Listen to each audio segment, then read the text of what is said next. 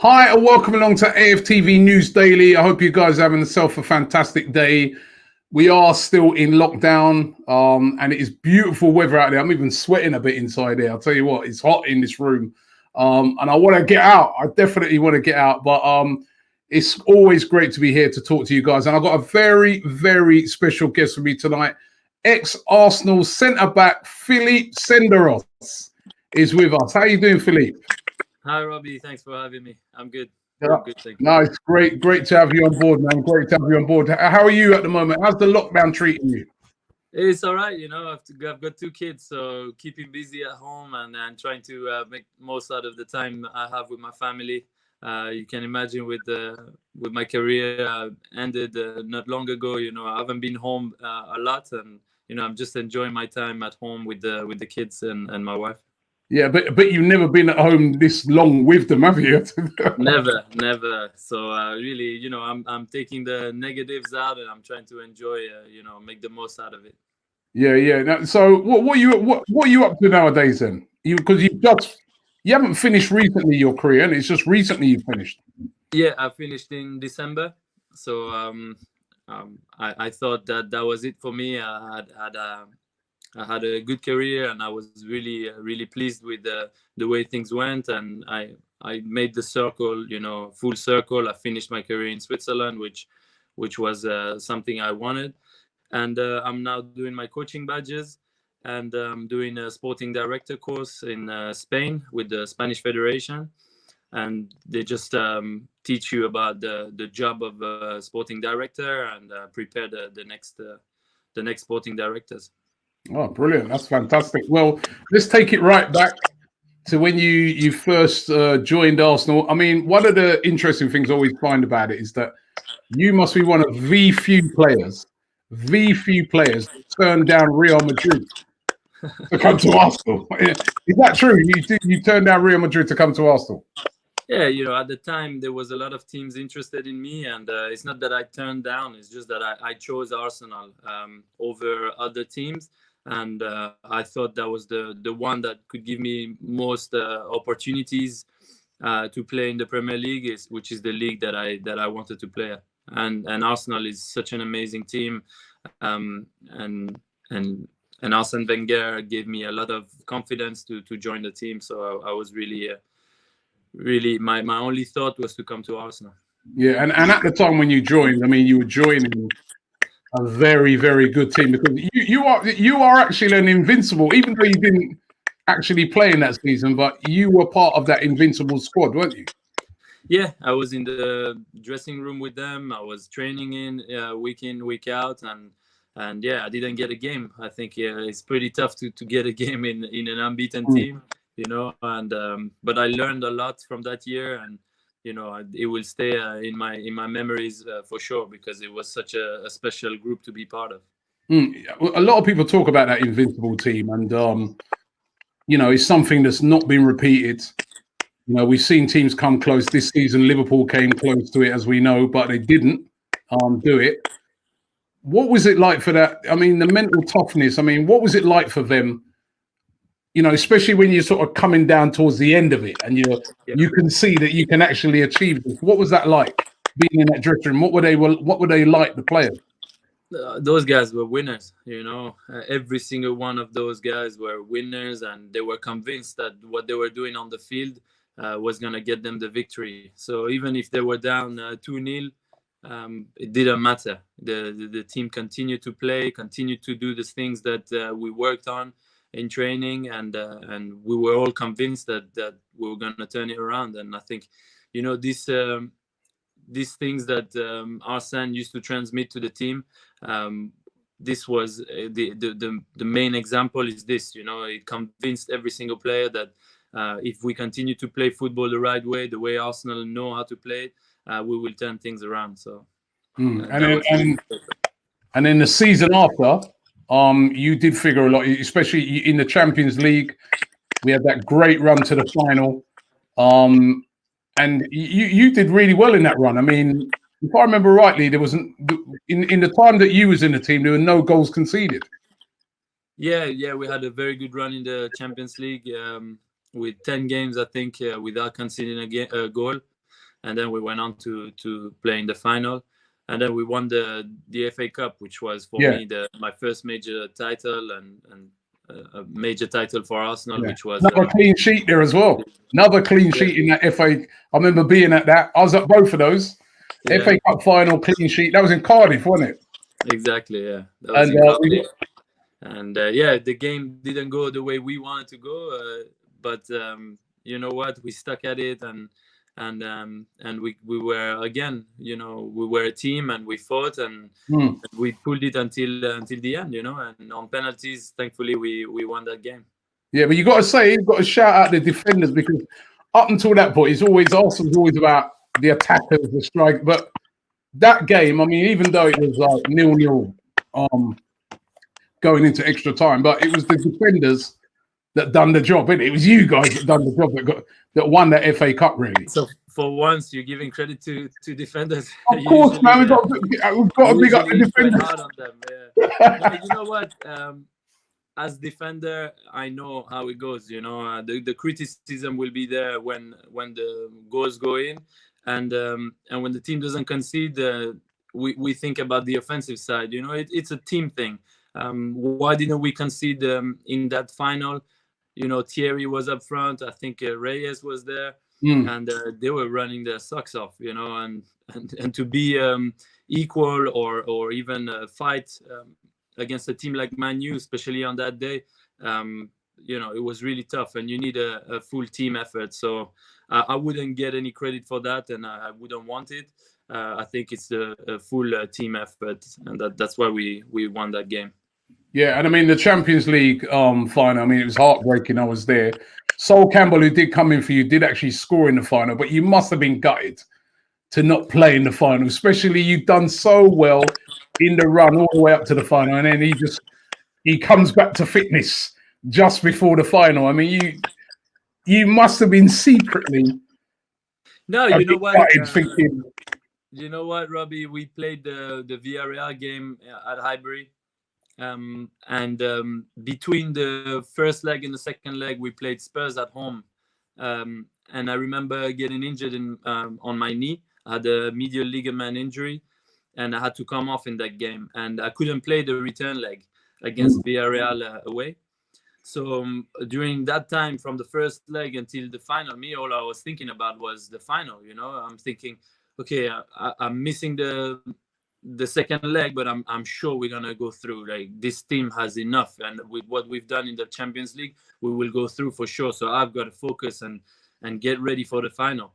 And all I've done is going in, training every single day, working on my fitness, working on my knee, making sure it's ready. And I just made it like a week before the final. I came back into training. I could barely walk, but I was full on anti-inflammatories and all that. And I made the squad. So I was already over the moon to have made the squad, and Arsene gave me a place on the bench, which was great. It must be really difficult. You come into a team, and you've got somebody like Sol Campbell there. I mean, great to learn off of players like that, but it's so difficult to break into the team when somebody like that is there, isn't it? Yeah, but you have to remember, I come from the Swiss League. The jump from the Swiss League to the Premier League at the time was huge, and still is. And I needed a little bit of time to learn from these guys, from Sol, from Pascal Sigan was there, from Colo, Martin Keown was part of the team at the time. And I needed that time to see what they do day in, day out, and learn from them, and make sure that I get my body ready, my mind ready for the Premier League. It's a totally different ball game. So in my first year, that's what I did. I trained every day with the team. I prepared myself. I was injured a lot of the time because, again, the demands on my body were a lot higher than what I'd done in the past. And then in the second year, I started getting some games and getting a little bit of rhythm. And I think that's when we saw what type of player I was, from then on. Arsene Wenger, I mean, you played under him for all those years. Being at Arsenal, what was he like to play under Arsene Wenger? First of all, I owe him a lot.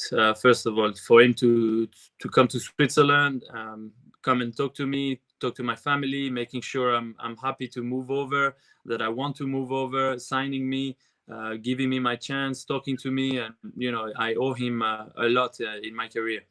He was an amazing person, very, very, still is, very, very intelligent, knows the game in and out.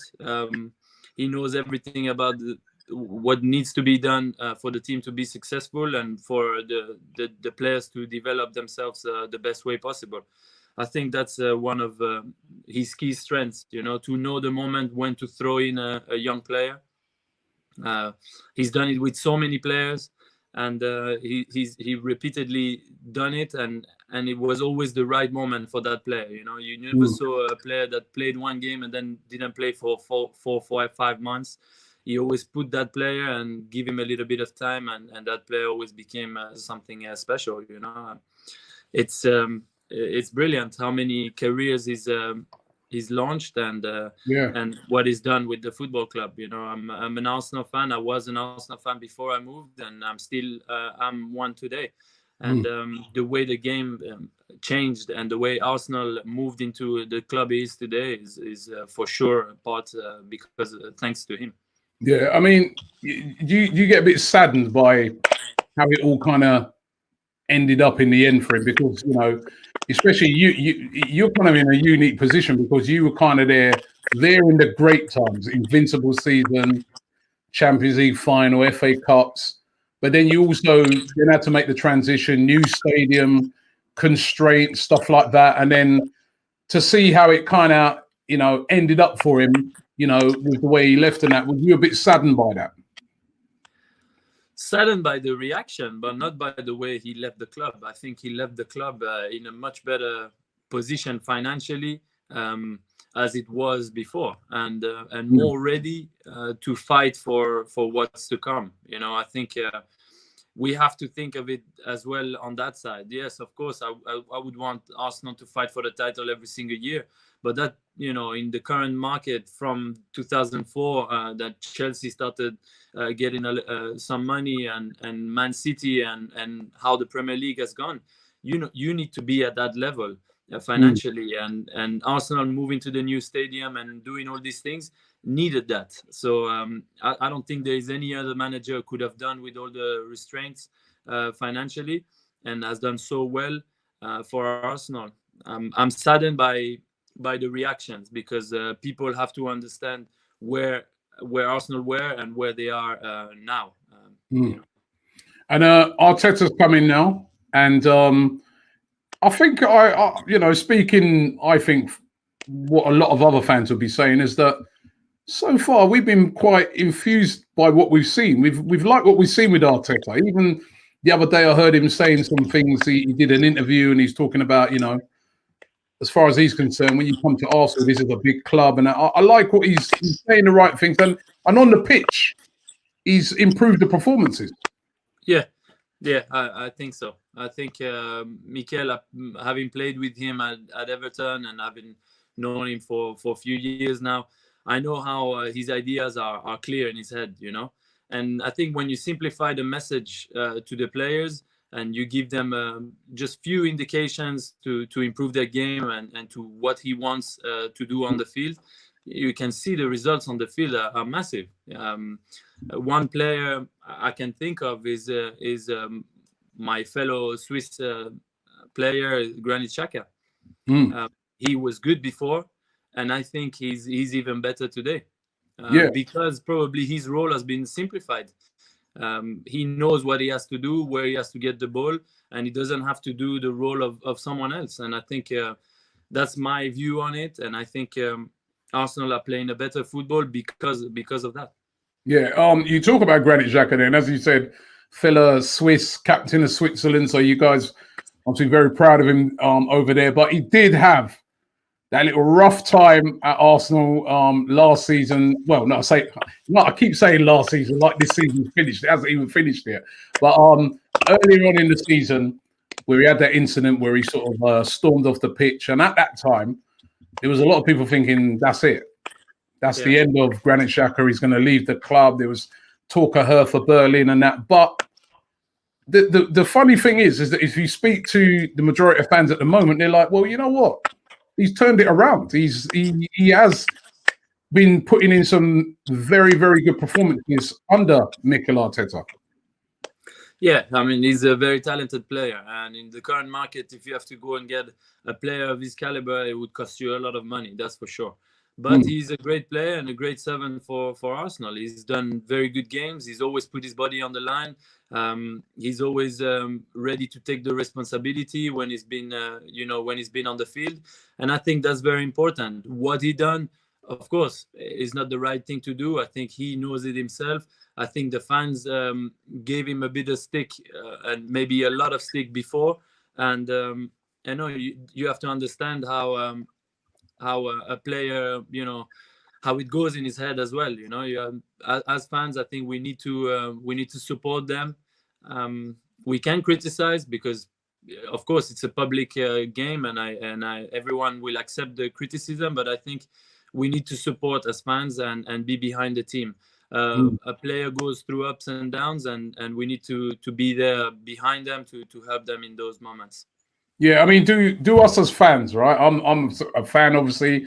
Do we overdo it sometimes? I mean, we can get very frustrated. We can get very annoyed. You know what I mean? We want the manager to spend 500 million. We want the players to keep clean sheets every week. It's not realistic, but do we overdo it sometimes?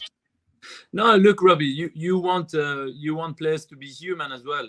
And I think the reaction that he had was that he was really fed up, and it's a human reaction that can happen. Is it right, wrong? I don't know. It's probably wrong because it's a public thing in front of everyone, and we don't want to see this. And I'm sure he's explained it many times, but he's human, and we want people to have their emotions on their sleeve and to fight for the shirt. Why do people react the way they do? Because they feel for the shirt, and they feel for where they are and where they want to play. Sometimes we don't see the players and we think, oh, they don't care, but that's not true. That's not the truth. That's not what happens in the dressing room. When you go in a dressing room, you can see, people are upset. People take it out on each other. It does happen. It doesn't come out in the public. And maybe the fans don't realize, but people care about where they are and what they want to do. You don't happen to arrive at Arsenal and not be a winner. These guys are winners. They are the top of the game. I can tell you that. And they all want to do well for Arsenal. Another guy that under Mikel Arteta has been, I think he's been one of our best players under Arteta, has been Mustafi. Again, another guy that was criticised a lot. Under the old regime, wasn't playing at his bit, but since Arteta's come in again, he's given him a lot of confidence. And I think arguably been our best defender. I don't know what you think as a defender yourself. I think Musta's been great. He's put in the work and he's done it. He did get some stick in his career at Arsenal, but we have to realize we're talking about a World Cup winner here. We're talking about a player that is highly rated all over Europe, and every time he's being called upon, he's tried to do the job. If you put your body there, you might make mistakes, but if you stand up again, people will respect that. And I think he's done that all the time. Never do I see an Arsenal player going down and never getting up. They always come back and fight and want to be there. So a lot of respect for him.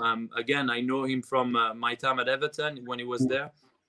I know he's a very good guy, and I know he wants to do well for Arsenal. And I've been really pleased for sure.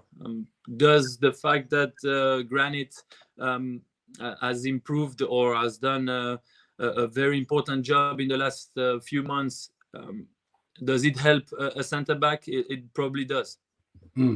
Well, centre backs, you got your centre backs union and your defenders union, but also strikers are important, and we've got a very good one in Aubameyang. How important is it that they tie him down to a new deal? Because there's still all this uncertainty around Aubameyang. There's rumours recently about swaps with Icardi, and all kind of stuff. Funny enough, we were doing a poll today on AFTV, and we were asking, would you swap Aubameyang for Icardi? And 80% said no. So that shows you how much the fans love him and want to keep him. But how important is it that we keep him? I mean, he's shown that he's a top player in the Premier League. You know, to go and swap or to get another player of his caliber who can adapt fast enough to the rhythm of the Premier League and he's a proven goal scorer is very tough. You know, I'm not here to speculate. I'm not gonna get into this, but you know, I'm always someone who likes to work with what they have, and I think Arsenal have a great squad at the moment, and Mikel is aware of that, and he's doing definitely working in the right direction with him and with Edu in the background working with him. What about the young players? Have you been impressed with the youngsters? Yeah, definitely. There's been really something exciting this season that I've seen with Xhaka coming in. He's not usually a left back. He's filled in and he's done brilliantly. I think his energy is great, and that's what you want from a young player. You know, he might make mistakes, even though it's not his position. We will accept it, but we will love for him to go forward and to bring something to the team, and that's what you want. You know, there's Reece Nelson, Maitland-Niles, great players. That can develop into something special for Arsenal, and you need a core of young Arsenal players who've been formed in the academy and who are English. I think that's always something important for Arsenal. Yeah, and you spoke earlier about how difficult it is to come from another league and to settle in to a new league, and there's two players that have done that, young players that I sometimes have to pinch myself and say, how have they managed to just come in so quick? And that's Guendouzi and also Martinelli. Those two have just seemed to have just, you know, because as you said, there is a big jump from coming from different leagues to coming into the Premier League, isn't there? But they've both done it very well. Yeah, Martinelli has been a really breath of fresh air. When every time he comes in, he makes things happen, and I think he doesn't have this responsibility that he has to play every single week. He just comes on and he just brings something special, and you know, to see this and to see the type of player that he's developing in and is very special, and I'd love to see more of him in the coming months. For Guendouzi, again, this energy, you know, you want him to get on the ball every single time. You want him to come and get the ball and pass it around and go get the next one again. Mistakes will happen because he will want the ball every single time. He wants it a bit too close to the teammate. But you know what? That energy, that's what wins you games. That's what transmits to the other players. That's what you know, you want to see as a fan. You know, someone who wants to play for that shirt, who plays with passion. And when you're young like this, you don't really think about what's happening. That's what you bring to the team. Well, listen, obviously it's a real crazy time at the moment. I mean, no football going on because of the coronavirus crisis. We're all in lockdown at the moment. I mean, Bundesliga's coming back, so that's a good sign. Obviously over here, they're looking to see how they're going to get on, and hopefully we can follow. I mean, where do you stand on, do you think they should be trying to complete the season? Do you like the fact that it'd be done behind closed doors? I mean, where do you stand on all this? I mean, we're all thinking what the best solution can be. I don't think anyone has the magic wand and says this is what we should do. Everyone is trying to kind of see where it works and how it can work. So yeah, in Germany, that's what they've done. They've done groups of 3 coming back into training, groups of 5, groups of 10, and now they're kind of playing. You know, the whole team is training fully.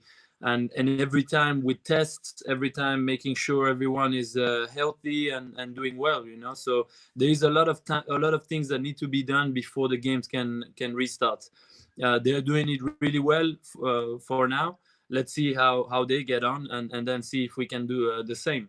Where do I stand? Playing empty stadium, of course, it's not ideal for no one, for no fans, for no one who loves the Premier League, because that's what makes it so special, you know, that noise, that atmosphere. But we need to finish that season. This season is not finished. It wouldn't be fair on on anyone to have a champion or to have someone going down. Or to have someone qualifying for Europe, because we know the impact of qualifying for Europe and the rest of the games left to play. So I think it needs to be finished. How and when, I don't know, but we need to finish this season. Yeah. I mean, I'm with you. I'd love to see it finished. I'm hoping that, because obviously we've got more cases, we've had more deaths over here, and but I'm hoping that we can get it finished, because it would be a shame for it not to be finished. And I don't know, I just got a sneaky feeling with Arteta that he could push us up into, I think, minimum the Europa League places. I think he could get us. I know what you think.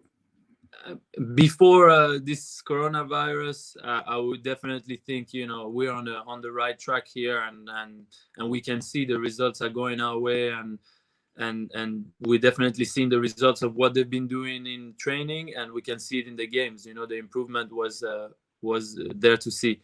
To restart again now, I don't know where teams are gonna be.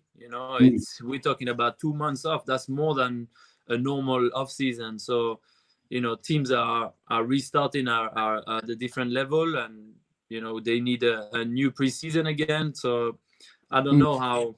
I hope that Arsenal are going to restart where they left off, but of course now I can't see how it will happen. Would it make so it makes so much of a major difference, that time off, to your fitness levels and everything? Does it drop that much? We're talking about fitness levels. We're talking about momentum. Arsenal were in a good momentum. Can they restart at that time where they were? Can Liverpool continue the way they were going? I'm convinced about what's happening. People think about other things when they're not at training. So I don't know. I don't have the answers again, but it does make a massive change. Yeah, of course. Physically, to be playing every week, to be playing twice a week, your body gets used to it. And then all of a sudden, when you don't play for 2 months, then your body feels it as well. A player like you've played as well as Arsenal. You played for so many. You've had a great career. You played for so many different clubs. Best player you've played against? Probably Messi. Played against him in the national team. He's a special player that I love to watch. And to be playing against him was also special to watch, because I couldn't get near him. How do you stop him? You just chop him down. Yeah, exactly. You try to foul him. No, but you stand, from a distance, and you look at him, run with the ball at full pace. It's a brilliant player, and great to watch him. You played with some. You've had some good players in your team, because Thierry Henry, Bergkamp, Ronaldinho. Did you play even at AC Milan when you were there, isn't it? Yeah. Ronaldinho, Pirlo, Maldini. Wow.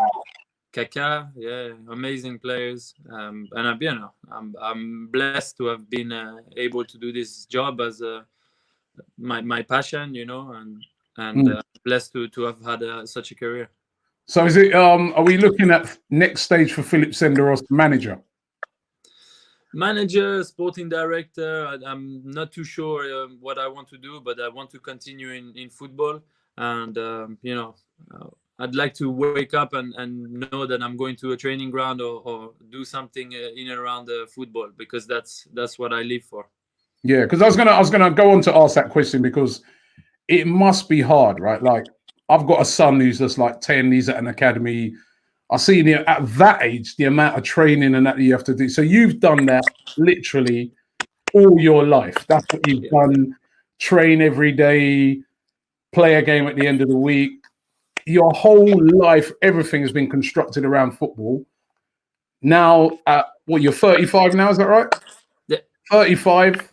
Still looking good for that, by the way. 35. That's people. I mean, in football, people say, "Oh, he's a bit old now." That's not even old, is it? You've still got all your life ahead of you. How hard is it to adjust to that world of football, which has been your whole life since you were a little kid, to now contemplating other things, different things? It's tough. It's tough for sure, and I think I've been preparing myself for a couple of years now to my career coming to an end. I knew I wasn't going to be one of those who plays it until 40. My body type, the type of injuries that I had in the past, and the toll on my body, it's not easy. So I thought about it, and I thought, I want to stay in football. This is something that I'm convinced that this is what I love to do. And what do I need to do to stay in football? So I need to do my coaching badges. I need to study and make sure I'm up to date, and I stay up to date with today's football. What people see, on TV or in the stadium is only the tip of the iceberg. You know it better than me, but this is the 0.01% of people who play football at a decent level who make it to the Premier League. We have to realize all the other people who start playing football and play until a certain level, they do not make it, but they always loved it as well. They loved football as much as the guys who made it, but there was always something that made that they became professionals and the other didn't. So the tip of the iceberg, we're talking about the best players that have made it, and they play in the Premier League. So I'm always thankful to everyone who's been part of my history, my football history, my career, because I've taken so much out of this career, and it's given me back a lot. So management at Arsenal one day, manager of Switzerland maybe. We never know. This only time will tell. I need to start from a certain level and go up. I think build myself up. Well, listen, it's been an absolute pleasure having you on. I'm really thankful for you coming on today. Good luck with the rest of the lockdown, like all of us. But hopefully, we're hoping that maybe things might start easing a bit. And it'd be great to have football back, wouldn't it? It'd be great to, even behind closed doors, just to see football being played again. I think for the morale, it'd be great. But yeah, no, definitely. Yeah, thank you very much, Philippe, for coming on. And best of luck in the future. And hopefully, we can talk to you again if we get the football season going on. For sure, anytime. Thank you for having me, Robbie, and come on the Arsenal. Thank you very much. The coronavirus has not just affected the world of football, but has affected everybody. But you know what? We can defeat it. If you're displaying any of the symptoms, always make sure that you self-isolate. I know it's a terrible time, but we will defeat the coronavirus. We will be back.